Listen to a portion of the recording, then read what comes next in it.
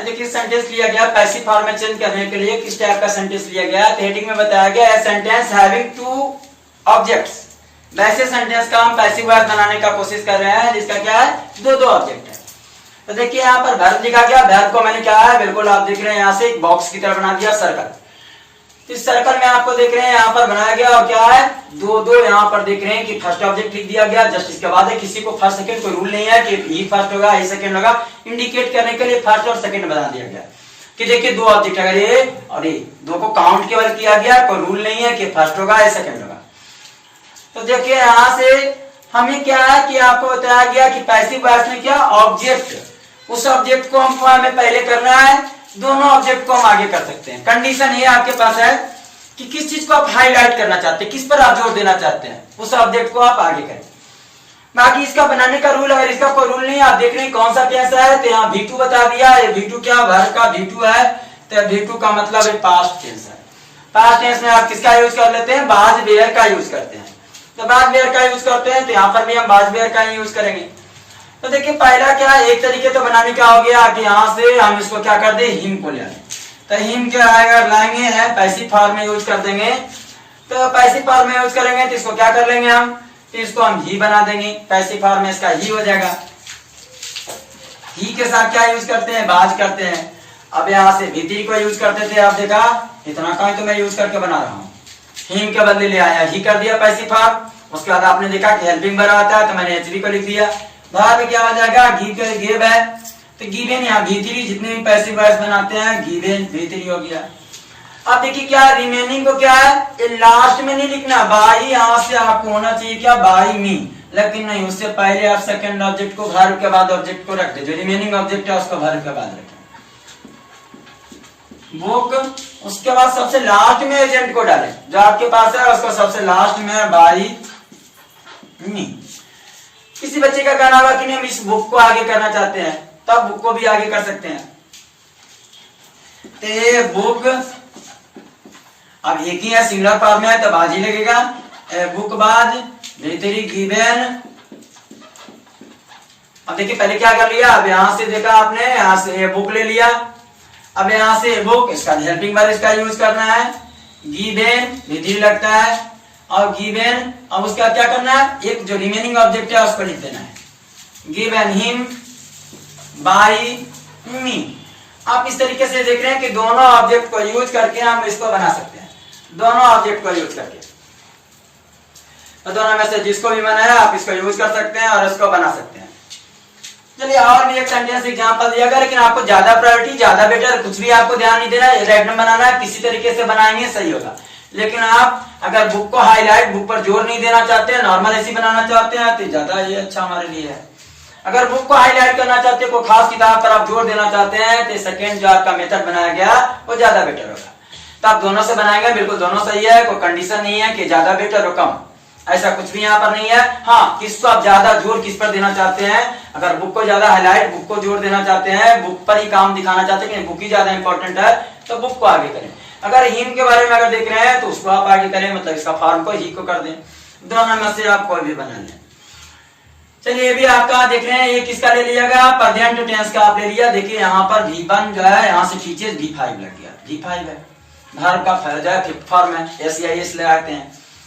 तो यहाँ पर आप चाहेंगे तो PV पैसिव वॉइस बनाने के लिए आप क्या करेंगे, पहला फॉर्म को अप्लाई करते हैं, चाहते हैं कि आप अस को हम आगे करें, तो अस को आगे करना चाहते हैं तो अस के बदले क्या आ जाएगा, अस को अगर जो है पैसिव फॉर्म में लाएंगे तब B के साथ क्या लगाते हैं आप, R लगाते हैं, B R, और उसका V3 हेल्पिंग वर्ब का हो जाए, V3 लगाना पड़ेगा, टाउट। अब ये क्या आपको बोला गया था, अगर पहला ऑब्जेक्ट को आपने आगे कर दिया तो दूसरा ऑब्जेक्ट को जस्ट इसके बाद ही, वर्ब के बाद ही रह दिया एज यूजुअल, इसको आप ऐसे ही रहने दें। और बाई क्या हो जाएगा, बाई ही का पैसिव फॉर्म हिम। इसके सेकंड फॉर्म को चाहता है कोई बच्चा, कोई स्टूडेंट चाह रहा है कि इंग्लिश को हम आगे कर लें, तो चलिए आप इंग्लिश को अगर सब्जेक्ट के फॉर्म में बना दिया, इंग्लिश इज, अब इसका वर्ब को आप लगाते हैं, टाउट। आगे अब देख रहे हैं तो टाउट, इसके बाद तो आप कुछ नहीं करते, इसका कुछ फॉर्म भी चेंज नहीं करना पड़ता, असर तसी रहते हैं। टाउट अस बाई ही का अगर आप फॉर्म को चेंज करते हैं तो हिम। इस तरीके से आपने देखा क्या कि दो वर्ब है, किसी सेंटेंस में अगर दो वर्ब है तो दोनों को आप इस तरीके से आप यूज करके दोनों तरीके से बना सकते हैं, पैसिव फॉर्म दोनों तरीके से। किसी को कंफ्यूजन हो रहा होगा कि बनाया जो जा रहा है वो बनाने में हमको रूल नहीं पता चल रहा है, कोई अगर चाहते हैं कि स्पष्ट क्लियर कोई रूल मेरे को मिल जाए, प्रैक्टिस वाले को तो पता हो गया है जो पिछले वीडियो को इन्होंने देखा है, इतना क्या आप स्क्रीनशॉट ले सकते हैं। और देखिए अब इसके लिए रूल अगर डिफाइन करना चाहते हैं तो इसको रूल डिफाइन कर रहे हैं। किसी को स्क्रीनशॉट लेना है तो यहाँ से ले लें क्योंकि डिलीट कुछ कर रहे हैं। चलिए अब यहाँ से देखिए इसके लिए कोई रूल चाहता है कोई बच्चा, तो आप देखिए प्रेजेंट इंडेफिनिट के लिए आपने क्या किया था। प्रेजेंट इंडेफिनिट का अगर एक्टिव फॉर्म को देखा जाए, प्रेजेंट किया जाए या ये सेंटेंस पास्ट का है तो पास्ट का पहले देखते हैं। तो पास्ट इंडेफिनिट का टेंस का अगर देखते हैं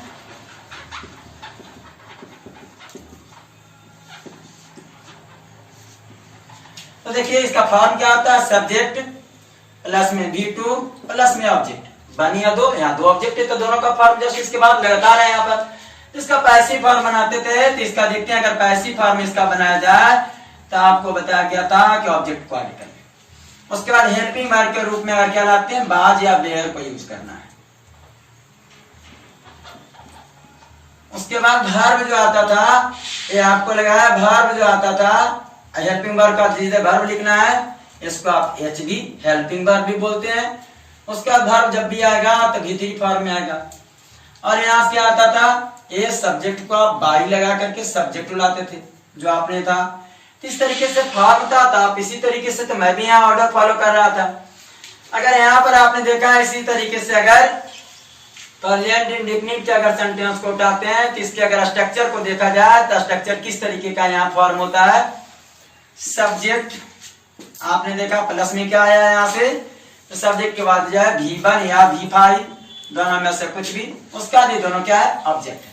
तो बनाने में अगर पैसिव एक्टिव वॉइस का सेंटेंस, अगर पैसिव वॉइस इसको बनाया तो क्या कर लिया, ऑब्जेक्ट पैसिव का क्या करता है, सब्जेक्ट का काम, मतलब बिगिनिंग में आ जाते हैं। इसका अरेंजमेंट को देखते हैं तो आप देखा असर एक्टिव पर जाए पैसिव फॉर्म में जाएगा, क्या होगा भी, तो ये तो आपके पास एक लिस्ट है जिसको याद रिमेंबर आपने करके रखा है। उसका क्या आता था, यहाँ भी हेल्पिंग वर्ब, प्रेजेंट का हेल्पिंग वर्ब क्या, is am are, is am are को यूज करते हैं। उसका हेल्पिंग वर्ब क्या आया था, मेन वर्ब आया था, तो आप यहाँ मेन वर्ब के रूप में बेहतरीन है। एजेंट जब भी आते थे तो बाई प्लस एजेंट, जो सब्जेक्ट आपका इसका था वो बाई को यूज करके आता है। इस तरीके से इसका फॉर्म अगर स्ट्रक्चर को देखना चाह रहे थे कि स्ट्रक्चर में किस तरीके से अरेंज है, तो आपने देखा था सब्जेक्ट होता है, V1 या V5 आते हैं, उसके बाद ऑब्जेक्ट आते हैं। कैसे बनाते हैं, क्या करते हैं, पहले ऑब्जेक्ट को आगे करते हैं, उसके बाद पहले आप यहाँ देखा कि ये वाला जो आप देख रहे हैं हेल्पिंग वर्ब आया, हेल्पिंग वर्ब का जस्ट वर्ब क्या आ गया, मेन वर्ब आते हैं। उसके बाद आपने देखा था बाई और एजेंट का रूप में दिया गया था, लेकिन इस संदेश में जब बना रहे थे तो क्या देखे, जस्ट वर्ब के बाद जो रिमेनिंग एक ऑब्जेक्ट को तो आपने आगे कर लिया गया इस ऑब्जेक्ट को, तो दूसरा ऑब्जेक्ट क्या कर रहे थे आप, वर्ब के जस्ट बाद पुट कर रहे थे, वर्ब के जस्ट के बाद जस्ट बाद रख रहे थे। तो बनाने के लिए आपको दिया गया कुछ रूल जो है, किस तरीके से अरेंज है, कैसे बनाना है, उसको समझाया गया। कुछ आपका प्रैक्टिस के लिए दिया गया चेंज इनटू पैसिव वॉइस। देख रहे हैं दो तरीके का यहाँ क्या किया है, एक बनाया गया बॉक्स, बॉक्स देख रहे हैं सभी जगह ये बॉक्स बनाया गया, बॉक्स में आपको लिखा गया क्या, वर्ब को आपको बॉक्स में लिखा गया वर्ब, और एक सेकेंड ऑब्जेक्ट को मैंने टिक कर दिया। वर्ब और सेकेंड ऑब्जेक्ट के बीच में अगर देखते हैं,